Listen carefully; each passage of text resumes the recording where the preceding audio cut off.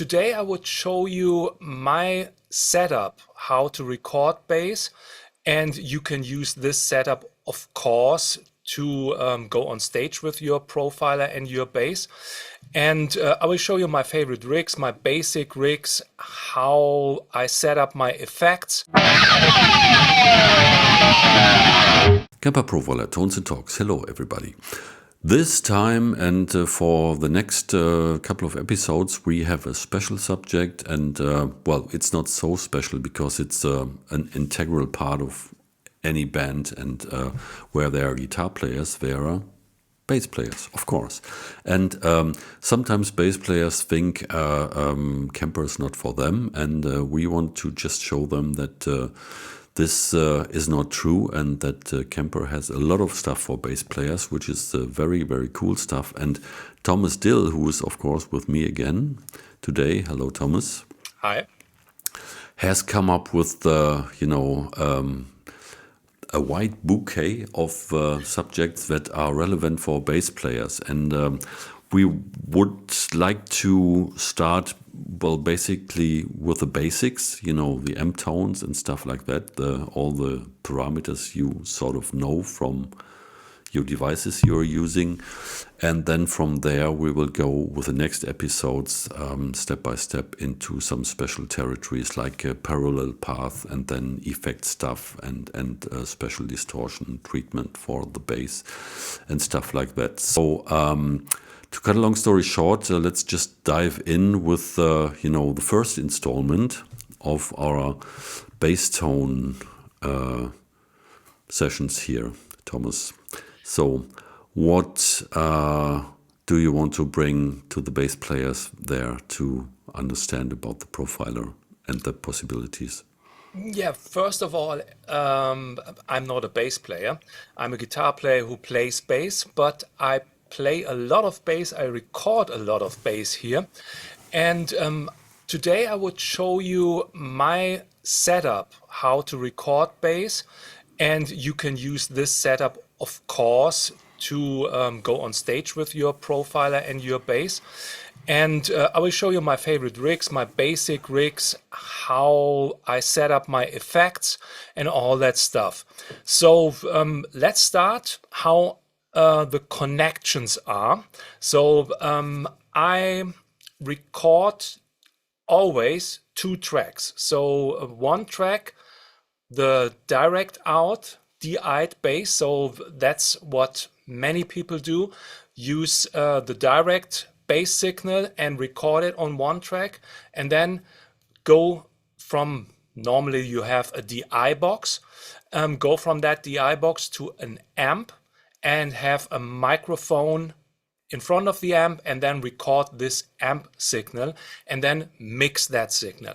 So I don't use amps here for bass recording. I only use the profiler. And since many years, when I'm recording some gear demos or song layouts or everything, all of that stuff, it's always one amp tone from the profiler and one DI signal. Most of the case, most of the recordings, the DI signal is for safety reasons. I mostly use the amp signal because it sounds a little bit more dirty and gives a little bit different vibe to the bass sound instead of only having the direct signal. But sometimes you can use the direct signal to put some plugins, some other amp plugins or other stuff on top of the bass, and then mix that with the profiler signal. So you have many options. And you don't need a DI box because we have some things inside of the profiler, and that's what I like to show you now. So here we go to the keynote. So my recording setup with two tracks is a DI and profiler. That means track one, this is a mono track, is bass DI, the direct signal from the bass, no amp, no effects, nothing. And track two, I record that in mono or stereo, the profiler signal chain. Many people like to have the bass in mono. either if they're using effects, reverbs, chorus signal, they want to have the bass placed in the center, that's okay. So you can decide that. When I'm using effects, normally I use the stereo, I record in stereo, but sometimes I record mono, and that's you can adjust that in the output menu, and then using main out stereo or main out mono. So with the profiler head and rack, we have the direct output for our DI signal with jack outs, and then we have the main out, either jack or the XLR out, the balance out for the amp and effects signal. The output settings for profiler head and rack is the main output, master stereo or mono if you like to record in mono. And the direct output is for me here DI analog. So because the signal stays in the analog path and the conversion is made by the audio interface. So you have a really analog signal going out of the profiler. It's not converted inside of the profiler, but you can use a converted signal too. This is when we come to the profiler player. But with the head and rack, I use the analog thing and go into the high Z input of my audio interface. Next one on the profiler stage is a little bit different. We have send 1 for the DI signal. This is the direct output here, this jack out. And then we have the main out for amp and effects. So here are the XLRs, and the upper jack outputs are the main outputs.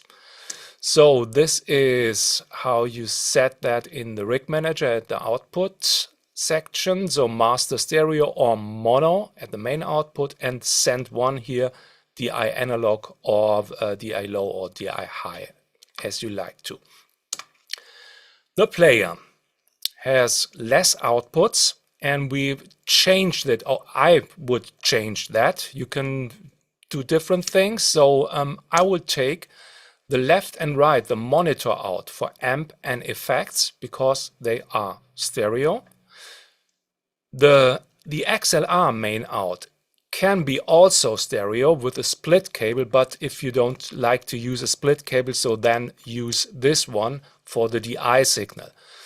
And this is how you set that. You have DI low, because the player doesn't have an analog out. It's always then DI low or DI high. So the higher level is, if you choose DI high, then there's a higher level sent to the output. That's the difference between DI low and DI high. And the monitor out will be used as master stereo, or if you like to record in mono, you can choose it master mono. So that's it with all the settings. Now checking the tones and going to the profiler. I have prepared some rigs. So here we go. The rig manager. So these are some of my favorites. I have divided, as you can see here on the left side, my bass sounds into 4 different categories. As Tom said before, we have the basic stuff. These are just amp sounds. Then we have some sounds with parallel path, then some with drive pedals or drive effects used, and some special effect stuff. So in the next episodes, we will go do a run through to all these rigs. So here I have an Ampeg profile. I need to tell you, I'm using all the stock rigs here. So there are Kemper bass profiles, 98 bass profiles that you can use. And then there's a rig pack from Dan Dean, bass player. And he has also rigs for bass players. So there is a lot to use. I have checked all that stuff, and as you might know, and you might be in the same position, we don't have that much time to check all these bass stuff or all the sounds and everything. So I have prepared all that stuff. For me, I spent, I think, a day to check out all these sounds, all these rigs, and put my favorite into one folder. And here we are. And the special thing on these rigs is they are, as you can see, different gain settings. Most they are clean. And I have prepared different effects for each rig, and they are the same. Everything is the same. 2 octavers, 2 compressors, studio EQ, chorus, and 2 natural reverbs. So why 2 of all?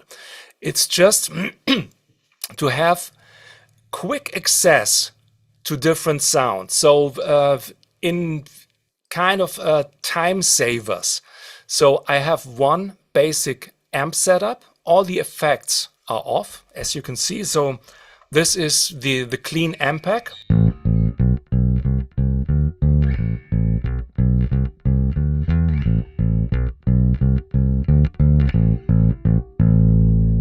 That one. So then we have octaver number 1, which is just 1 octave lower with mix level of minus 31%.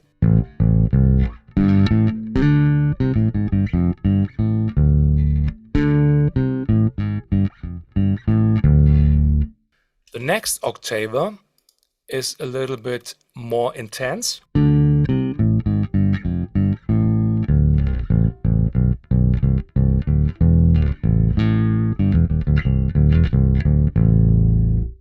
That one. Then we have compressor. Compressor 1 is soft compression.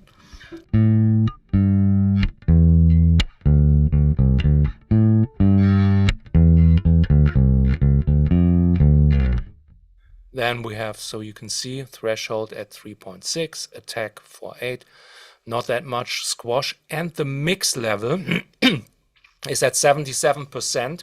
That means it's a parallel compression. So I like to have my direct bass signal always going through and mix the compressor to the direct signal. Next one is a little bit higher. We have a little bit more attack, a little bit more threshold, and the mix level is a little bit higher.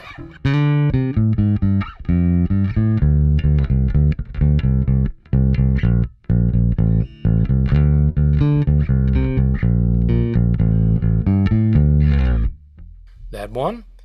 And especially for boosting the lower picked notes. So I'm picking really soft.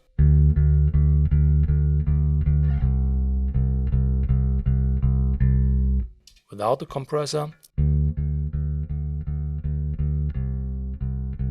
And to get this little bit more sustained notes.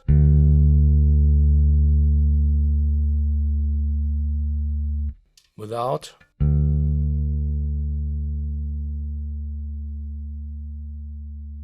So this one, this is the medium compressor, I would say. Excuse me.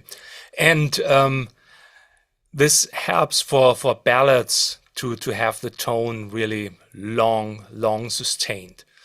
The next thing is the studio EQ. This is just a little sound change for the basic tone.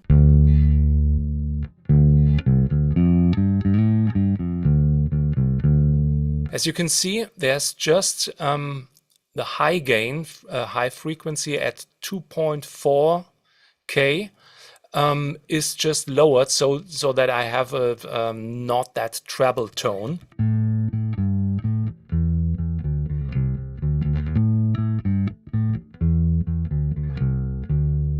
Without.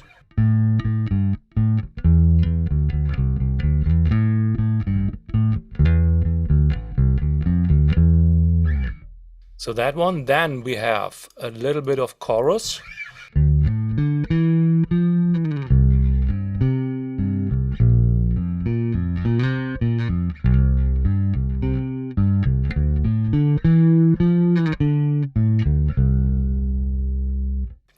As you can see, I'm using the hyperchorus because it doesn't have that movement, and this I think it's great for bass.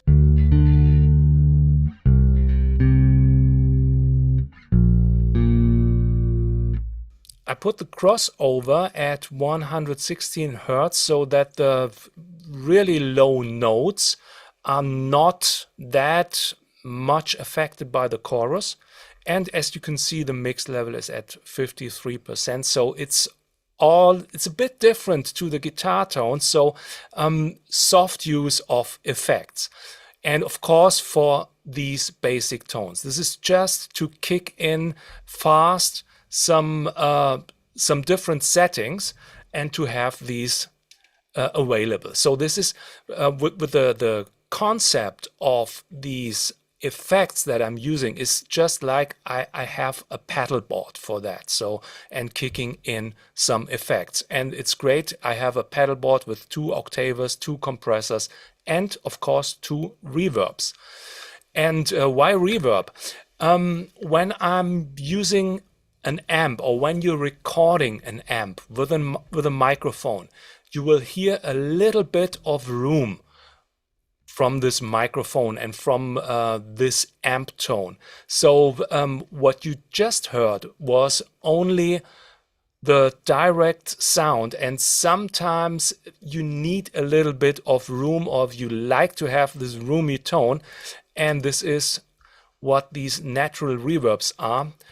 You can see it, just a decay time of half a second, mix level at 29%, and a massive high cut to 2.8K. So this is how it sounds like. Without.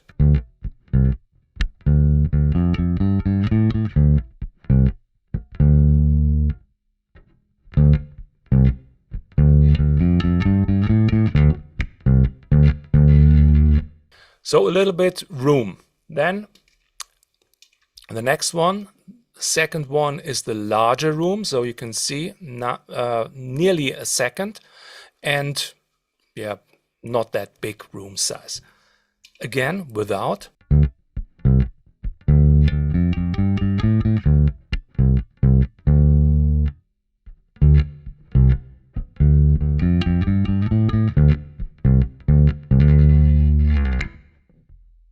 So this is the basic effect setup. And then let's go to the rigs. So I have different, I have them named.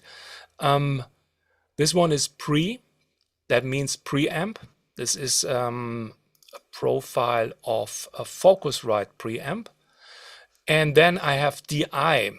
My colleague Oliver Poschmann created 2 profiles, great profiles. I use them also with acoustic guitar, of 2 different DIs, tube DIs. It was the Ironics, I don't know which is the original name, and this other one is the Red DI, tube DI. So these are my 2 DI setups. As you can see, there's no cabinet, of course. And then there's a profile of my Softac amp, which I made a liquid profile, which is a great amp for some clean and dirty bass tones. Then we have some amp pick, clean, Marshall, and then here the Marshall Plexi. I like to use some dirty tones from a guitar amp and combine that sometimes. And sometimes like Lenny did, the Marshall all by itself. And then, of course, high watt profile and a Fender Bassman. So let's take a listen.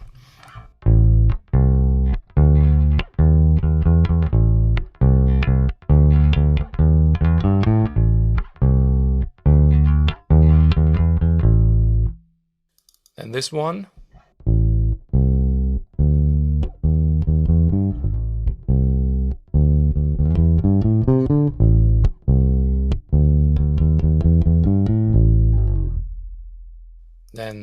Next the eye.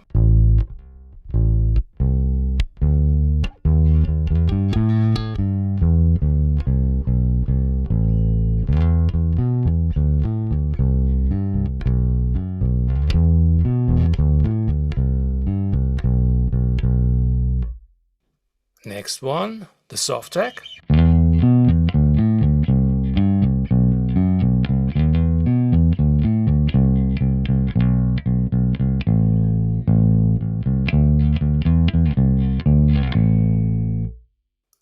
Dirty MPEG.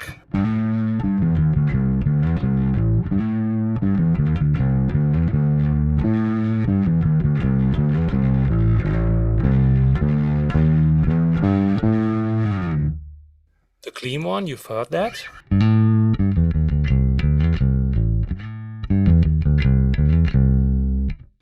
Then the plexi.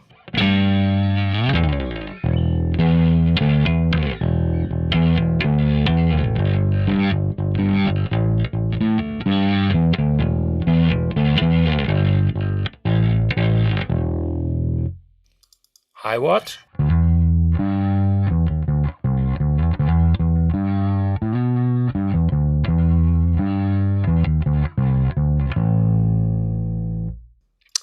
High watt low, more low end.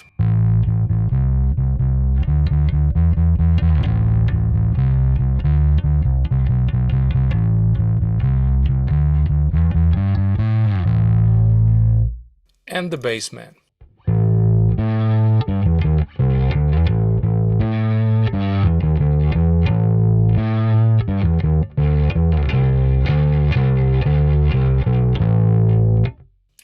And of course, you hear all the different nuances when you're playing. So all the time I was playing with my fingers. When I played palm muted and with the thumb, it sounds like that.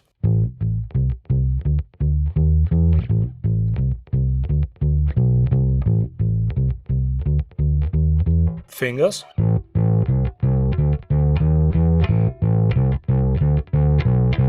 Over the pick.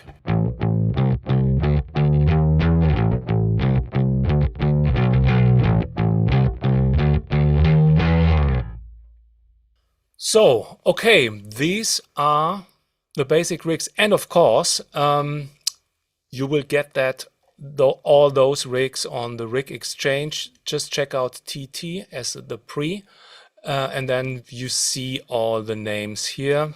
Just you need to recognize which names I was using, and then you will find them. You just check out for Tones and Talks, search for Tones and Talks, or search just TT, and you will find many of the Tones and Talks rigs here. Okay, I think that's all about it. I need to have a look to my list if I have forgot something, but no, I didn't. These are the basic rigs. So the concept, as I said, having some different kind of sounds, having some prepared effects. So you can use these rigs if you like them and put your favorite effects on them. And for me, it's easy to have everywhere the same effects, because just know, okay, the left one is octave 1, is the soft octave. I need a little bit of more compression than I do the second compression. So I can kick in very fast and very quick all those effects and get to the perfect sound and can start recording and don't lose time by editing. Okay, Tom, are you sleeping or? No, not at all. Yeah, and any questions? No, the only thing is I would be interested in, but I think we can't do that right now. And out of solidarity, I'm just holding the bass okay. to feel a little bit like Yes. being in your shoes. the interesting thing is also, of course, for the five-string stuff and the lower tuned stuff. But I think we can have a look at this for the next episodes, because you quite nicely covered all the classic tones today, and that's really interesting. And of course, with the classic, the go-to bass. And I also heard during the last weeks and month quite some distorted bass tones again, apart from the metal stuff with even the five-string basses and this hi-fi distorted sounds. Yes. But that's a very special thing. We might look at this at a later point. And at this point also, all you guys who follow us here because of being guitarists and being into knowing about how to shape the sounds, pass this on to your bass players, and also ask the bass players, and we are asking all you bass players, if you have some go-to stuff that should be done with the profiler as well. We would like to know it, because otherwise we will just draw from what we know from our musical activity history and what's happening out there on the big stages and the rehearsal rooms as well. But if we forget something, please let us know as well. And and I'm saying this because what you did, Thomas, that's really nice. You covered indeed all the basics and the classic go-to effects for bass. Yes. You prepared, and you have them with all the various amp concepts going. You also have the go-to effects going, and that's a very great starting point, I guess, for everybody. It's really good. I checked this concept with real bass players who recorded here, and we got really fast to our sound. Just checking. What do you want? Clean, a little bit more overdrive. Okay, low end. Yes, then take this one. Do you want to have a little bit compression? Yes, you can. This one, soft compression. Okay, cool. Octave. No octave, but maybe for the bridge, let's kick in a chorus. Yeah, no problem. We have it here. So it's really fine and fast. If you're doing something special, yes, then we go to the next episode and start dialing in some special stuff. But these are the most common sounds. So less gain, not that much overdrive, and no effects. So this is standard stuff. And Yeah. it works also. I have a precision here with Häusl pickups, modified with Häusl pickups. It works also with the jazz bass and other stuff. So same setup. You don't need to change or have different rigs for different basses, because I think if I use a different bass, I want to sound it different. So I'm using these rigs, and when I think, okay, it needs to be a bit more hi-fi than using the jazz bass. So that stuff. For rock stuff, as I normally do, is the P bass. Great. Yeah, and the thing is always, now adding a little bit of history, because basically all the bass amps are guitar amps.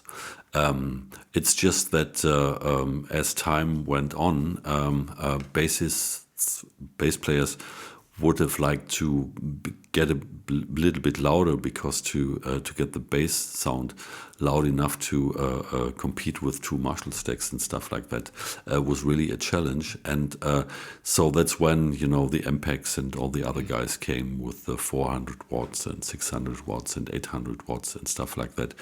But basically the architecture is the ones from the old guitar amps as well. And with this, you just showed it with you. Because you don't have to be so loud when we are, in this recording situation. So you can use even yeah, basically any guitar amp concept, even, I don't know, Fender Tweed amp, small one or so, if the tone is is what you're after. And then the go-to stuff, yeah, you had it, the Highwood, the Marshalls, and we haven't touched the liquid profile stuff as well. So these are more advanced stuff, advanced things. The Marshall is a liquid profile. So I've Okay. put there is the stack on it. I did some on some other amps, so we don't have these tone stacks from all the bass amps here inside the profile, but it's nice to try. I think I did it on one.